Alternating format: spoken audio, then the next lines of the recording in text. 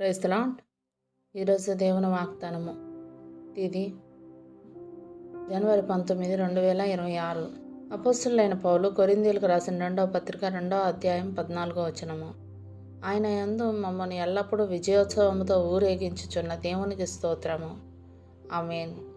ఓటమిలాగా కనిపించిన పరిస్థితుల్లో దేవుడు ఘన విజయాలను ఇస్తాడు. చాలాసార్లు శత్రువు కొంతకాలం జయిస్తాడు, దేవుడు చూస్తూ ఊరుకుంటాడు. కానీ మధ్యలో కలిగించుకొని శత్రువు ప్రయత్నాలను పాడు చేసి అతనికి అందుబాటులో ఉన్న విజయాన్ని లాగేసుకుంటూ ఉంటాడు. దుష్టుల మార్గాన్ని దేవుడు తలకిందులు చేస్తాడని బైబిల్లో రాసున్నట్టు ఇది జరుగుతూ ఉంటుంది. తర్వాత మనకి దొరికే ఘన విజయం అంతకుముందు శత్రువుది పైచేయిగా ఉండకపోయినట్లయితే అంత ఘనంగా మనకు కనిపించేది కాదు. 3 యోధా యువకుల్ని మండుతున్న అగ్నిగుండంలోకి పడేసిన విషయాలు మనకు తెలుసు కదా. ఇక్కడ శత్రువు గెలిచినట్టే ముందు మనకు అనిపించింది. సజీవుడైన దేవుని సేవకులు భయంకరమైన అపజయాన్ని ఎదుర్కోబోతున్నట్టు కనిపించింది. మనకు కూడా ఎన్నో పరిస్థితుల్లో మనం ఓడిపోయినట్టు, శత్రువు గెలిచినట్టు అనిపిస్తూ ఉంటుంది. ఆ యూదులను మంటల్లోకి విసిరేసిన పగవాళ్ళు ఆనందంగా తొంగి చూస్తున్నారు, ఆ యువకులు అగ్నికి ఆహుతైపోతారని. అయితే వాళ్ళ అగ్నిగుండంలో హాయిగా పచారులు చేస్తూ ఉండడం చూసి నివ్వెరబోయారు. నెబుకద్నెజరు వాళ్ళని అగ్నిలో నుంచి బయటికి రమ్మని పిలిచాడు. వాళ్ళ తల వెంట్రుకలైనా కాలలేదు, వాళ్ళ బట్టలకి అగ్నివాసనైనా అంటలేదు. ఎందుకంటే ఈ విధమైన ఆశ్చర్యకరమైన రక్షణనిచ్చే దేవుడు మరెవ్వరూ లేరు.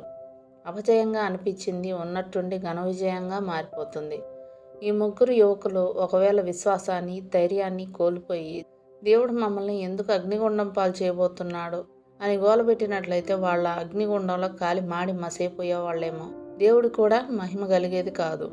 ఇప్పుడు నీకేదైనా గొప్ప శోధన ఉన్నప్పుడు దాన్ని నువ్వు పరాజయంగా స్వీకరించొద్దు. విశ్వాసంతో అలాగే సాగిపోతూ ఉండు. నిన్ను విజేతగా నిలబెట్టగలవా అని పేరట విజయాన్ని ఆశించు. త్వరలోనే ఘన విజయం నీదవుతుంది. దేవుడు మనల్ని నడిపించే ఇరుకుల్లో, ఇబ్బందుల్లో ఆయన మన విశ్వాసం బహిర్గతమయ్యే అవకాశాలను కల్పిస్తున్నాడు. ఆ విశ్వాసం ద్వారా మనం ఆశీర్వాదకరమైన ఫలితాలను పొంది ఆయన్ను ప్రస్తుతించాలి. దేవుడిచ్చిన ఈ వాగ్దానాన్ని స్వతంత్రించుకొని ఆయన కృతజ్ఞతాస్తుతులు చెల్లించుకుందాం. అట్టి కృపా ధన్యత దేవుడు మనకు అనుగ్రహించునుగాక. ఆమేన్. దేవుడు తన పరిశుద్ధ వాక్యం మన వినికిడి యందు దీవించునుగాక. ఆమేన్.